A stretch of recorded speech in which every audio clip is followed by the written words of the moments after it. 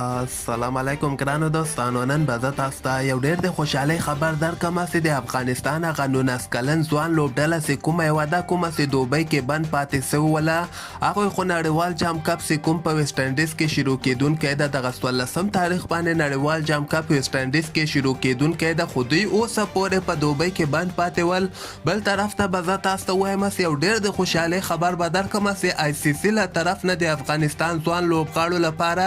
د لندن ویزې ترلاسه سوي دي. لندن ته به دوی اول سفر کوي، هغې نه وروسته به که خیر دوی د ویسټ انډیز په طرف باندې روانیږي. خو د دوی خو دغه پریکټس لوبې خو د آی سی سی له طرف نه کینسل سوله، کیدای سي یوه بله که وخت چېرته ورته پیدا سي یوه تمریناتي لوبه ورته برابره کړي، که نه افغانستان به خپل ډایرکټ اولنۍ لوبه له زیمبابوې سره په انډر 19 ورلډ کپ کې به ترسره کړي. خو دغه ډېر د خوشحالۍ خبر ده چې د افغانستان 19 کلن ټیم ته دغه ویزې اخیستل سوي دي او د آی سی سی ډېر غټ لاس په دغه کې چې افغانستان دغه ځوان لوبډلو ته ویزې ترلاسه کړلې. اصل کې 3 ساعته مخکې دغسې خبر راغلی و چې دغه ځوان لوبغاړو ته ویزې ترلاسه کړلې، خو ما دغه خبر کنفرم کولو لپاره چې ودرې دا خبر صحیح ده او که نه ده صحیح، ځکه دغه خبر کنفرم سو نو ما وغوښتل چې زه هم تاسو سره شریک کړم. همدغسې تازه خبرو لپاره تاسو دغه چینل هم در سره سبسکرایب کولی شئ.